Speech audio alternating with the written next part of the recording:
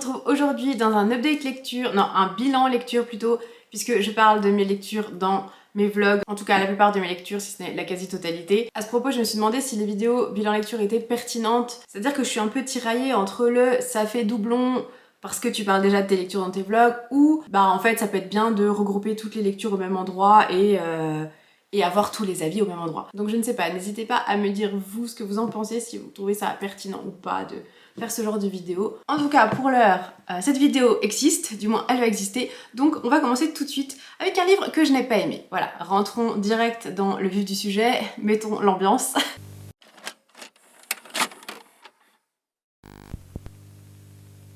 C'est Love and Lies on Campus de Emma Green. J'ai lu ce livre dans le cadre de ma vidéo sur les campus universitaires. Je vais pas vous dire à chaque fois dans quelle vidéo j'ai parlé de tel livre, mais je vais lister en barre d'infos les titres et je mettrai la vidéo associée en question. Alors, de quoi nous parle ce livre? Dans cette histoire, on va suivre Tilly, qui est... Alors, attendez, faut suivre. En gros, Harlow et Colin sont meilleurs amis. Ils sont à l'université, je crois qu'ils sont en dernière année, un truc comme ça. Et Tilly est la petite sœur de Colin et elle entre à l'université en première année. Tilly a toujours été amoureuse de Harlow, donc le meilleur ami de sa sœur.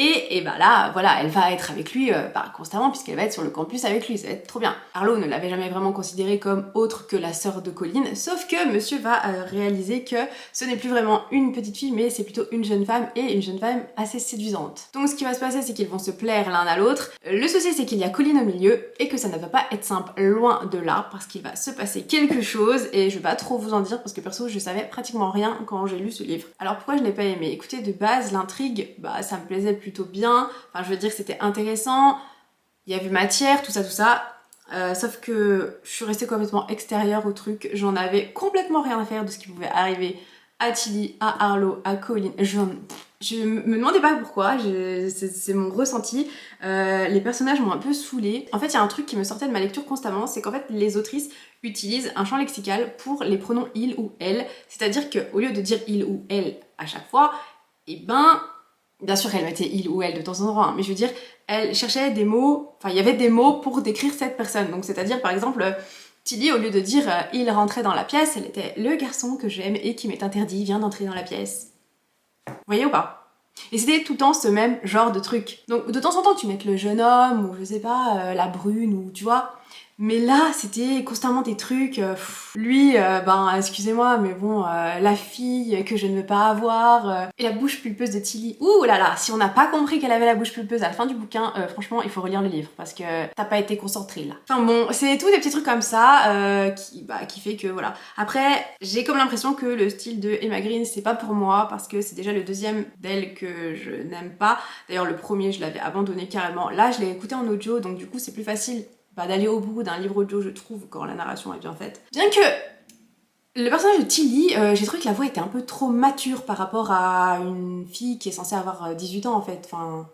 Donc ouais, non, pour moi ça l'a pas fait, et pourtant il y avait, comme je vous dis, il y avait matière, parce que je sais qu'il y a énormément de gens qui ont adoré cette histoire, c'est juste que c'est pas fait pour moi. Je suis un peu déçue en vrai, je suis un peu déçue parce que les Emma Green, elles font des livres dont les thématiques sont vachement intéressantes, je trouve, mais ça fait pas avec moi. C'était un non pour moi. Ensuite, sur une note un peu plus positive, mais bien plus positive, j'ai lu The Deal de Elle Kennedy. J'avais jamais lu ce livre qui était très très connu à une époque, un petit peu moins maintenant, on en parle un peu moins, mais tout de même ça reste un peu un pilier du truc universitaire, des campus et compagnie. Sauf que, alors à l'époque je le lisais pas encore en e-book, je crois. Ça fait longtemps que je lis en e-book, mais à cette époque je devais pas encore lire. Et il était hors de question que j'achète un livre avec un mec torse nu dessus. Juste un torse en fait, c'est même pas un mec torse nu, c'est un torse. Et c'était non en fait, c'était non. En e-book, ok, parce que bah tu gardes pas le livre. D'ailleurs, je crois qu'ils vont les rééditer. Quelqu'un m'a dit qu'ils allaient les rééditer dans les nouvelles couvertures. Je sais pas si c'est vrai, mais ça peut être bien. Parce que je pense que je suis pas la seule à être freinée par ce genre de couverture et à me dire non, je refuse d'acheter ça. Et c'est dommage, c'est dommage. Et je sais que c'est futile, mais bon, c'est la vie. Alors donc, pour en revenir à cette histoire, dans The Deal, on va suivre Anna et Gareth. On va suivre les deux points de vue, hein, comme pour la lecture précédente d'ailleurs, le livre précédent. Gareth est un joueur de hockey à l'université, et en fait à l'université, ben, il faut quand même que tu aies des bonnes notes pour rester dans l'équipe. Sauf que il pêche en... je sais plus en quelle matière c'est pas grave. Où Anna excelle Et en fait, il va tomber sur ses notes et il va lui demander de l'aide, il va lui demander des cours du soir, sauf que elle, bon, elle est pas d'accord, elle a autre chose à faire, elle a plein de... Voilà, elle a un planning assez chargé. Il va ramer et ramer et ramer pour qu'elle accepte. Je vous le mets dans le mille, elle va finir par accepter, hein, parce que sinon il n'y a pas d'histoire les gars, puisque elle a un crush sur un membre de l'équipe de football, donc Gareth va lui proposer un deal, voilà. C'est le titre du livre. Et là tu peux te dire, ouais bah l'histoire, elle va rester en surface, hein, ça va être sympa mais sans plus. Ben figurez-vous que non, j'ai trouvé que les sujets abordés étaient vachement bien, étaient vachement poignants par un moment, franchement. J'ai beaucoup aimé la relation entre Gareth et Anna, la relation qui s'installe en fait. J'ai adoré cette ascension finalement. Et ce que j'ai adoré aussi, c'est que même quand tu crois que tout est acquis, et bien finalement ça l'est pas. Et c'est ça que j'aime bien moi dans les histoires, dans les romances. C'est pas ce que je lis le plus, mais quand j'en lis, j'aime bien que tout ne soit pas facile. En fait, j'aime bien... C'est pour ça que en fait, j'adore les slow burn moi. J'aime bien quand on y va doucement ou qu'il y a des obstacles, vous voyez ou pas. Et là en fait tout n'est pas tout cuit dans le bec et c'est ce que j'ai adoré, voilà, j'ai adoré les deux personnages. Gareth au début je me suis dit waouh il va me taper sur le système et en fait, il m'a fait un peu ce qu'il a fait à Anna, hein, je l'ai bien aimé. Et voilà, non, une très bonne lecture, franchement. Ensuite, j'ai lu le tome 20, 21, 22 et 23 de Tokyo Revengers. J'adore cette série de mangas. Alors je trouve que c'est assez difficile de parler de tomes aussi loin en fait parce que ça va forcément spoiler donc je peux pas vraiment en parler. Mais en gros Tokyo Revengers c'est l'histoire d'un garçon Takemichi qui a 27 ans. Un jour il est dans son lit en train de regarder des informations et il va se rendre compte que sa petite amie de l'époque quand il était au collège, quand il avait 14-15 ans, s'est fait tuer en fait à cause d'un gang qui sévit à Tokyo. Ça va le travailler beaucoup. Il va aller se promener en ville et en fait il va mourir. Et ce qui va se passer, c'est qu'il va retourner 12 ans en arrière, quand il avait du coup 15 ans. Et il va essayer de sauver cette fille du coup dont il était éperdument amoureux à l'époque, voilà. Du coup il va essayer d'approcher ce gang et de faire partie de ce gang et de changer l'histoire, tout simplement. J'adore très clairement cette histoire. Là, au tome 20, on a fini l'arc Tenjiku, donc c'est l'arc actuellement qui sont en train de passer en anime, si jamais, parce qu'il existe en anime sur Disney+. Enfin, la saison 1 est sur Crunchyroll, et après c'est sur Disney+. Donc cet arc était juste génial. En même temps, personnellement, je vois pas de faux pas dans les arcs, enfin, je sais pas, Et là, on entame quelque chose qui apparemment ne plaît pas à tout le monde, qui divise un petit peu, puisqu'il y en a qui disent... Enfin, encore dans le 21 et 22, ça va, je crois que c'est surtout dans le 23, où il va se passer quelque chose et qui apparemment n'a pas plu à tout le monde. Voilà, les gens disent que c'est un peu du fanservice, que c'est un peu facile. Mais je suis pas de cet avis, en tout cas pour le moment, hein, j'en suis vraiment qu'au début de ce nouvel arc finalement. Mais moi je suis toujours hypée et j'ai toujours envie de savoir la suite, voilà. J'essaye de pas les bouffer, donc j'essaye vraiment, là ça fait un petit moment que j'ai pas continué parce que j'essaie de les espacer étant donné qu'ils sortent tous les 2 mois. Mais j'adore, voilà.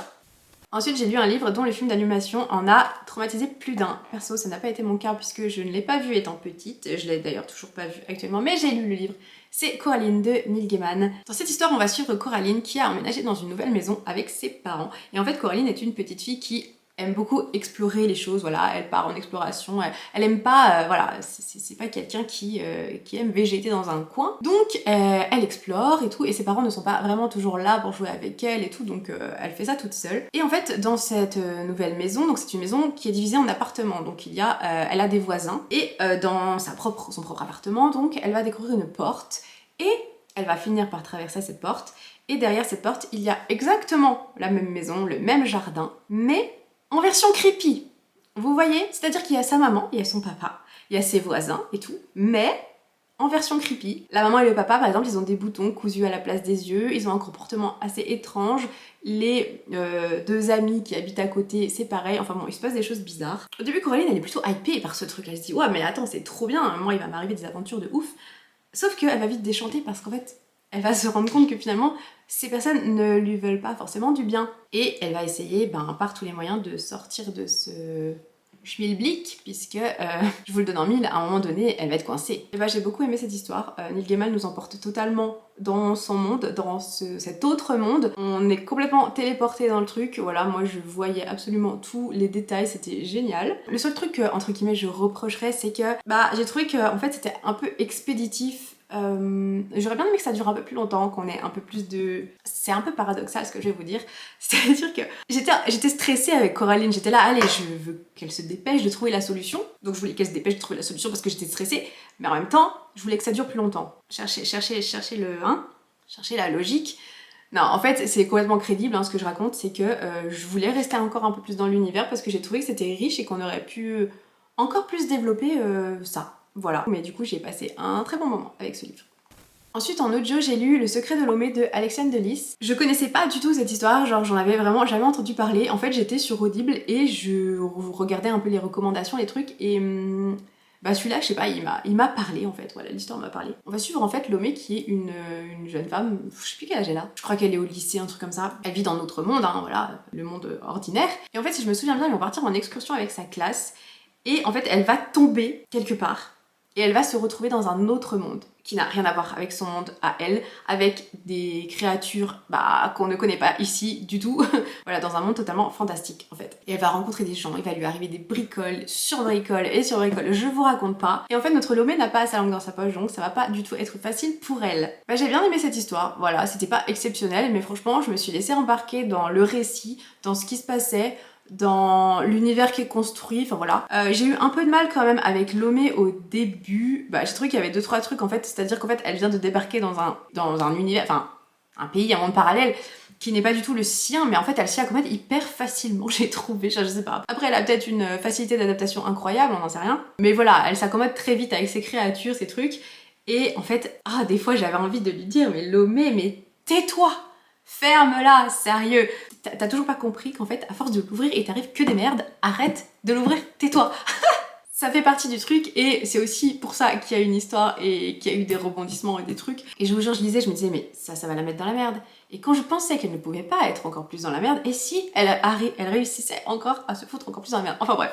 Non, du coup, c'était une très bonne lecture et alors, pas dire de bêtises, il me semble que c'est une trilogie. Donc j'écouterai la suite avec plaisir, franchement, pour voir ce que ça donne. Ensuite, une histoire que j'ai adorée cette fois, c'est Terreur à Smokolo de Catherine Arden. C'était une histoire géniale. Dans cette histoire, on va suivre Holly qui a 11 ans, qui a perdu sa mère il y a un an, en fait, là elle vit seule avec son père. Et un jour, en fait, au bord de la rivière, elle va croiser le chemin d'une dame qui est en train de pleurer à chaudes larmes, avec un livre dans les mains, et en fait, elle s'apprête à jeter ce livre dans la rivière. Faut savoir que Holly est une fan de littérature, donc en fait pour elle c'est juste inconcevable que tu jettes un livre dans la rivière. Déjà, question de pollution, merci, on ne jette pas les choses sur la voie publique comme ça. Donc en fait, Holly va voler ce livre à cette dame et elle va s'enfuir avec. Elle va commencer à le lire et en fait cette histoire nous est contée aussi à nous, en fait, nous lecteurs, on peut lire cette histoire, enfin...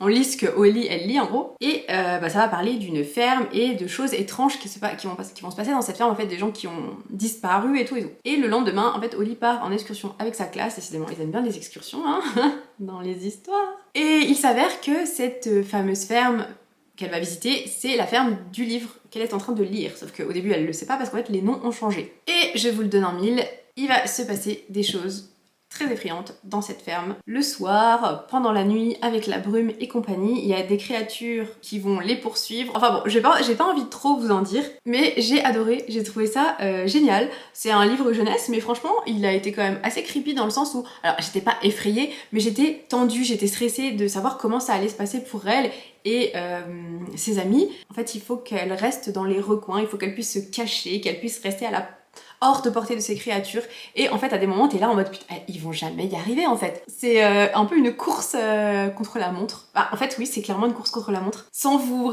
révéler des détails, mais vraiment je vous le conseille vivement si jamais vous hésitiez à le lire ou quoi, ou si vous n'en avez jamais entendu parler et que c'est la première fois que vous le voyez, et écoutez, voilà, je vous conseille, c'est pas très long, en plus de ça se lit super bien parce que c'est du jeunesse, mais c'est pas pour autant un récit enfantin. Voilà, c'est jeunesse mais c'est pas enfantin. Voilà, moi j'ai trouvé ça très très bien, c'était top.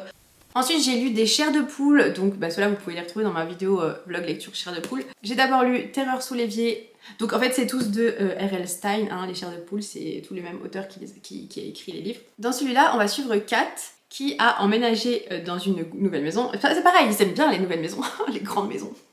Elle a emménagé avec ses parents et son petit frère. Et en fait, quand ils sont en train de ranger les cartons ou quoi, Kat va découvrir, enfin Kat et Daniel du coup vont découvrir une espèce d'éponge sous l'évier. Sauf que cette éponge est vivante. Cette éponge, alors elle bouge pas, mais en fait, elle respire, elle se gonfle, elle est chaude, elle est, voilà, c'est tu vois que c'est vivant, voilà, c'est une espèce de grosse éponge vivante. Et cette éponge, et ben en fait, clairement, elle porte malheur, elle apporte le malheur, et elle se délecte, elle se nourrit du malheur des autres, voilà. Et on ne peut pas s'en débarrasser, ni la donner à quelqu'un, ou quoi que ce soit, sinon, et ben, la personne meurt. Voilà, c'est sympathique. J'ai bien aimé cette histoire, ça se lit très bien. Après, c'est pas celle que j'ai préférée des 3 chairs de poule que j'ai lues, parce que bah, j'ai trouvé que ça restait quand même assez jeunesse celui-là. Enfin, en fait, le récit est très simple, c'est-à-dire qu'il y a énormément de dialogue et tout, un peu moins d'univers construit, même s'il n'y a pas forcément besoin d'un univers puisqu'on est dans notre monde, n'est-ce pas? Mais oui, on reste un peu en surface, on va dire, même si j'ai beaucoup apprécié ce que j'ai lu. Voilà, c'est pareil, c'est des petits livres qui se lisent très vite. Après, j'ai lu Le Masque Hanté, et celui-là, j'ai adoré. Je le connaissais déjà parce que j'avais déjà vu à l'époque, hein, par contre je vous dis ça à l'époque, hein, j'avais vu cet épisode de la série, mais je m'en rappelais pas trop. Et en fait, bah du coup, dans ce livre-là, Caroline va fêter Halloween, et en fait Caroline c'est une personne une ado, qui est très facilement effrayée en fait par les autres, et en fait ses amis prennent un malin plaisir à l'effrayer, et moi j'appelle ça du harcèlement, hein, très clairement, avec ce qui se passe au début, enfin ça m'a complètement dégoûtée, j'étais horrifiée de ce qui se passe. En fait elle va vouloir du coup à son tour effrayer les autres, donc elle va partir à la recherche d'un masque très effrayant. Elle va trouver ce fameux masque, sauf qu'en fait ce masque est vivant, et en fait il va prendre possession d'elle, il va se coller à elle, elle ne pourra plus l'enlever en fait. Voilà, en gros l'histoire. Et c'était trop bien, c'était juste trop bien. Ah oui, j'ai oublié de vous dire la dent Kat. Par contre, merci d'avoir fait un personnage intelligent comme ça, vraiment, c'était très agréable. Là-dedans pareil, Caroline franchement, elle a du plomb dans la cervelle, ça se voit. Et c'était très chouette. Voilà, moi j'ai adoré. Je sais même pas quoi vous dire de plus parce que bah sur un livre qui fait 136 pages, t'as pas grand chose à dire. Mais c'était bien, voilà, c'était bien. Et dans la même lignée, j'ai lu Le Retour du Masque Hanté, qui est la suite de celui-là. Sauf que cette fois, c'est un des amis de Caroline qui va vouloir à son tour effrayer les petits de primaire qui l'entraînent au foot parce qu'il est de corvée de ça, et il doit entraîner les enfants alors qu'il a pas envie. Et en fait, les enfants sont vraiment des horreurs, des monstres. Ils sont horribles avec lui. Donc, du coup, il va vouloir les effrayer en trouvant un masque. Il va aller à la fameuse boutique de Caroline et trouver un masque, il va se passer exactement la même chose, il va rester collé à lui. Bah pareil, j'ai bien aimé. Là où justement ça diffère de Terreur sous l'évier, c'est que j'ai trouvé qu'en fait on avait beaucoup plus de descriptions, on avait beaucoup plus du ressenti en fait des personnages, voilà, j'ai trouvé qu'on allait un peu plus en profondeur dedans, et ça m'a bien plus plu, c'était très chouette. Ensuite j'ai lu Shining de Stephen King, je l'ai lu en audio, et je pense que j'ai bien fait de le lire en audio. On va suivre Jack Torrance qui a perdu son job à la suite d'un malheureux incident. Et en fait, il va trouver un boulot dans un hôtel qui est perdu au fin fond du Vermont. Je crois que c'est au Vermont. Qui en fait est fermé l'hiver, sauf qu'il faut un gardien pour garder l'hôtel d'aplomb, c'est-à-dire surveiller la chaudière et tout, et puis faire quelques réparations nécessaires et tout et tout. Donc en fait, Jack va emmener sa famille, c'est-à-dire sa femme Wendy et son fils Danny. Son fils Danny qui d'ailleurs a des pouvoirs, en fait il a, comme ils le disent, la vision, en fait il voit des choses, il voit des gens, il entend des choses, enfin voilà. Il a un don comme ça. Et en fait, ce qui va se passer, c'est que cet hôtel a de mauvaises intentions envers cette famille, envers Jack, et le comportement de Jack va petit à petit se dégrader, et voilà, je pense que beaucoup de gens connaissent l'histoire de Shining, je sais pas trop comment vous la résumer sans trop vous en dire, donc je vais m'arrêter là. Et en fait je suis un peu mitigée par cette lecture parce que j'ai trouvé par moments que c'était très long, qu'on avait énormément de choses qui pour moi n'étaient pas utiles au récit. En fait on avait de temps en temps des passages sur des personnages dont en fait on n'en a rien à faire et qui n'apportent rien au récit, qui n'apportent rien à l'histoire. Il y a des gens qui ont été en contact avec Jack à un moment donné, bon tu peux en parler, ok, mais de là à parler de la vie de cette fameuse personne, on s'en fout, vous voyez. Voilà, donc des fois il y avait des passages où je trouvais ça un peu long, mais du coup le fait que je l'ai écouté en audio, ça passait quand même bien parce que le narrateur était franchement très fort, vraiment j'ai adoré le narrateur, c'était juste génial. Et du coup, il a bien fallu arriver au chapitre à peu près 25, si mes souvenirs sont bons, pour que ça m'intéresse bien plus en fait, on va dire, et que je sois vraiment dedans. Voilà. Non pas que j'attendais qu'il se passe que de l'action et tout, mais en fait, ça monte crescendo, mais il y a des moments ça monte, et puis d'un coup, ça se met à parler d'un autre truc dont tu t'en fous. Après, ça remonte et tout, et en fait, pour moi, il y avait des passages qui n'étaient pas forcément nécessaires. Mais j'en garde quand même un bon souvenir de cette lecture, et si jamais vous voulez le lire, je vous encourage vraiment à écouter le livre audio. Ensuite, un livre que je n'ai pas aimé non plus. Je dis non plus alors que c'est pas comme si j'avais parlé que de livres que j'avais pas aimé, il y en a que deux. C'est Slasher de Cynthia Erivo. C'est une jeune femme qui en fait va aller à une fête d'Halloween dans un grand manoir. C'est un gars de son université en fait qui organise la fête. Ce gars est très riche et en fait ils ont un cercle d'amis. Je sais plus combien ils sont de gars, peut-être 6 ou 7, je m'en rappelle plus. Et en fait voilà, c'est un peu les rois de l'université, donc ils organisent cette fête chaque année. Et elle est invitée par le leader de ces gars, en fait, de cette petite confrérie. Et elle va y aller avec sa colocataire. Sauf qu'en fait, les gens vont commencer à se faire tuer petit à petit. Voilà. Et en fait, elle va essayer de survivre. Alors, je vous en ai parlé plus longuement dans ma précédente vidéo du Spooky Season. Si vous voulez aller la voir, d'ailleurs, allez-y parce que j'ai spoilé un passage, donc comme ça je vous explique en fait un peu plus mon ressenti si jamais ça vous intéresse. Donc là je vais pas pouvoir trop vous en parler, mais je n'ai pas aimé ce livre dans le sens où j'ai pas du tout adhéré à la plume de l'autrice, j'ai pas aimé comment c'était écrit, ça m'a un peu perturbé, les tournures de phrases, comment c'était fait, j'ai pas adhéré en fait. Par contre, l'intrigue, j'étais à fond dedans parce que je voulais vraiment savoir ce qui allait se passer. Donc en soi, l'intrigue m'a beaucoup intéressée. Et je l'ai lu en un rien de temps, après il est pas long du tout. Mais il y a un plot twist, j'ai pas adhéré au plot twist parce que pour moi ça ne va pas du tout. Donc voilà, je vous renvoie vraiment à ma précédente vidéo. Mais ouais, pour moi il y a des éléments qui collaient pas à ce fameux incroyable plot twist selon les gens, et pour moi il a pas du tout été incroyable parce que pour moi il a été mené bizarrement, il m'a pas convaincue en fait, ça ne m'a pas convaincue et je suis restée complètement dubitative en lisant mon livre, j'étais hein, c'est un non pour moi ce livre, c'est un non.